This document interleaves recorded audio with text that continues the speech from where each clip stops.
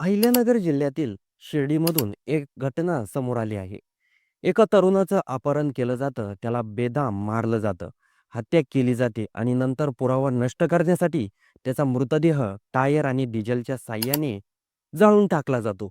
हे प्रकरण केवळ हत्या नाही, ते पूर्णपणे नियोजनबद्ध गुन्हेगारीचा थरारक प्रवास आहे. आज आपण हे प्रकरण सुरुवातीपासून शेवटपर्यंत नेमकं कसं घडलं ते समजून घेणार आहोत. या प्रकरणातील मृत तरुणाचं नाव आहे सचिन कल्याणराव गिंदे. तो शिर्डीतील हॉलिडे पार्क परिसरात राहत होता. पत्नी श्रद्धा गिंदे यांच्यासोबत सामान्य शांत आयुष्य जगणारा तरुण, पण काही लोकांच्या वैयक्तिक वादातून त्याचा शेवट इतका अमानुष होईल याची कोणालाही कल्पना नव्हती. दिनांक 10 डिसेंबर 2025 हा दिवस प्रकरणाचा टर्निंग पॉइंट ठरतो. सचिन गिंदे हा शिर्डीतील साई सुनीता हॉटेल येथे राहतो. तो घरातून बाहेर पडतो, पण त्यानंतर तो कधीच परत येत नाही. याच दिवशी सचिनच्या पत्नी श्राद्धा यांना एक धक्कादायक फोन येतो. फोन करणारा असतो प्रवीण उर्फ 50 वाघमारे. तो थेट धमकी देतो. सचिन लई माजलाय, त्याचे हातपाय काढावे लागतील. हा फोन म्हणजे सचिनच्या जीवाला धोका असल्याचा थेट इशाराच होता. त्यानंतर सचिनची पत्नी राहता पोलीस ठाण्यांमध्ये सचिनच्या जीवाला धोका आहे आणि सचिन गायब आहे अशी तक्रार नोंदवते. तक्रार नोंदवताच पोलिसांनी शोध मोहीम सुरू केली. त्याच दिवशी गौतम कैलास निकाळे याचा देखील मारहाण करण्यात आली होती. यांना साकूर शिवारात मिळून लाथा बुक्क्याने बेदम मारहाण करण्यात आली. यामध्ये गौतमचा पाय फ्रॅक्चर झाला होता. एकाच दिवशी दोन गंभीर गुन्हे समोर आले होते. राहता आणि शिर्डी परिसरात दहशतीचं वातावरण निर्माण झालं होतं. या प्रकरणात अनैतिक संबंध, पैशाचा वाद या दोन कारणांमुळे गुन्हेगारी टोळीने सचिनला संपवण्याचा निर्णय घेतला. अपहरणानंतर सचिनला एक निर्जन ठिकाणी नेण्यात आलं. तिथे त्याला बेदम मारहाण करण्यात आली. मारहाण इतकी भीषण होती की तो स्वतःचा बचावही करू शकला नाही.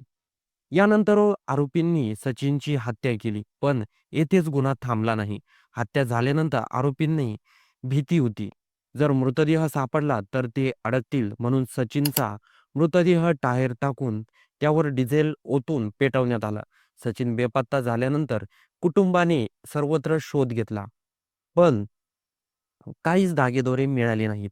अखेर 15 डिसेंबर 2025 रोजी पत्नी श्रद्धा गिधे यांनी राहता पोलीस ठाण्यात फिर्याद दिली. त्या फिर्यादीवरून अपहरणाचा गुन्हा दाखल करण्यात आला.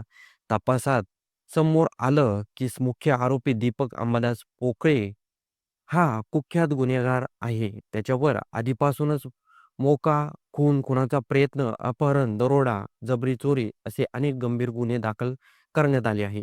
प्रकरणाची गंभीरता लक्षात घेऊन पोलीस अधीक्षक सोमनाथ गार्गे यांनी स्थानिक गुन्हे शाखेला तपासाचे आदेश दिले. पोलीस निरीक्षक किरण कुमार काबाडी यांच्या नेतृत्वाखाली विशेष पथक तयार करण्यात आलं. आरोपी सतत ठिकाण बदलत होते. पोलिसांनी चकवा देत होते. पण अखेर संगमनेर तालुक्यातील मेंढवण परिसरातून पोलिसांनी सापळा रचून आरोपींना अटक केली. तपासात आरोपींनी हत्या आणि मृतदेह जाळल्याची कबुली दिली. या प्रकरणामध्ये पोलिसांकडून सूचना देण्यात आल्या आहे की अजून देखील अहिल्यानगर जिल्ह्यामध्ये कोणाला तक्रार दाखल करायची असेल तर बिनधास्त करा, असे आदेश पोलिसांकडून देण्यात आले. कोणत्याही भीतीला बाळगू नका असं आवाहन करण्यात आलं.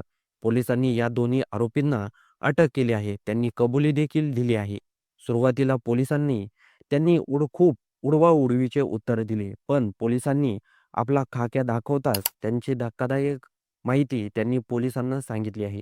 या प्रकरणामध्ये गणेश दरेकर, दीपक अंबादास पोकळे या दोघांना पोलिसांनी अटक केली आहे. या प्रकरणाबद्दल आपलं काही मत असेल तर ते कमेंट बॉक्समध्ये नक्की नोंदवा आणि व्हिडिओ आवडला असेल तर सर्वात आधी चॅनलला सबस्क्राईब नक्की करून जा.